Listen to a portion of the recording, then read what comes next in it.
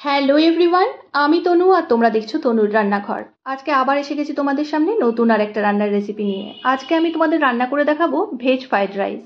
তার জন্য দেখো এখানে আমি জল বসিয়ে দিয়েছি গরম হওয়ার জন্য, আর তার মধ্যে দিয়ে দিচ্ছি 1 চামচ নুন। নুনটা ভালোভাবে জলের মধ্যে গুলিয়ে নিচ্ছি, আর জলটা গরম হয়ে গেলে তার মধ্যে আমি চালটা ছেড়ে দেব। এই চালটা আমি আধ ঘন্টা আগে ভিজিয়ে রেখেছিলাম। এখানে আমি long grain basmati rice use করেছি। আর দেখতে দেখতে দেখো আমার ভাতটা ফুটে গেছে। এই দেখো চালগুলো কত লম্বা লম্বা হয়েছে। এটা কিন্তু আগে থেকে ভিজিয়ে রাখলে এইভাবে লম্বা লম্বা হবে। আর দেখো আমার ভাতটা হয়েও গেছে 90%-এর মতো। যখন ভাতটা আমার হয়ে যাবে তখন কিন্তু এটা ছেঁকে নিতে হবে। আমি ছেঁকে নিয়ে ভাতটা সরিয়ে রেখেছি আলাদা জায়গায়। আর এবারে কড়া বসিয়ে দিয়েছি। কড়াতে দিয়ে দিচ্ছি বাড়িতে তৈরি করা গাওয়া ঘি। আর তার মধ্যে আমি দিয়ে দিচ্ছি 2টো তেজপাতা, গোটা গরম মশলা আর একটু জয়িত্রী। ফোড়নটা যখন ভালোভাবে হয়ে যাবে তখন আগে থেকে আমি একটা গাজর একদম ছোট ছোট করে কুচিয়ে রেখেছিলাম, সেই গাজরটা আমি দিয়ে দেব। এখানে আমি রান্নাটা পুরো ঘিতে করছি। তোমরা চাইলে কিন্তু এটা সাদা তেল বা সাদা তেল আর ঘি মিশিয়েও করতে পারো।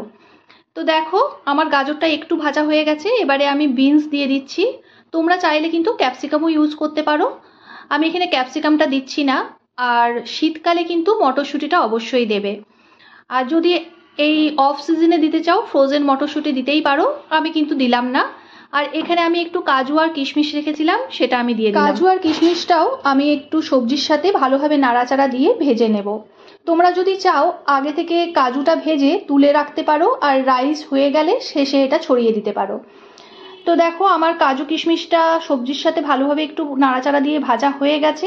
এবারে আমি যে রাইসটা আগে থেকে করে রেখেছিলাম সেটা এবারে এই সবজির মধ্যে দিয়ে দিচ্ছি। আর এবারে হালকা হাতে আমি একটু নাড়াচাড়া দিয়ে সবজি আর রাইসটা ভালোভাবে মিশিয়ে নেবো। আর মেশানো হয়ে গেছে দেখো এখানে আমার। আর এবারে আমি ওপর থেকে দিয়ে দেবো পরিমাণ মতো নুন আর বেশ খানিকটা চিনি। এই রাইস কিন্তু একটু মিষ্টি মিষ্টি হয়, তাই চিনিটা অতি অবশ্যই দেবে। আর এবারে আমি দিয়ে দেবো অল্প একটু গোলমরিচের গুঁড়ো।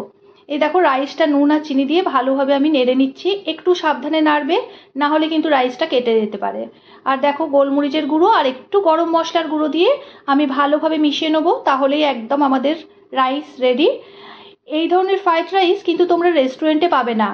যারা আমাদের সময়কার মানুষ তারা কিন্তু এটা প্রত্যেকেই মা ঠাকুমার হাতে আমরা বাড়িতে খেয়েছি। তখন কিন্তু এত রেস্টুরেন্টে খাবার চল ছিল না।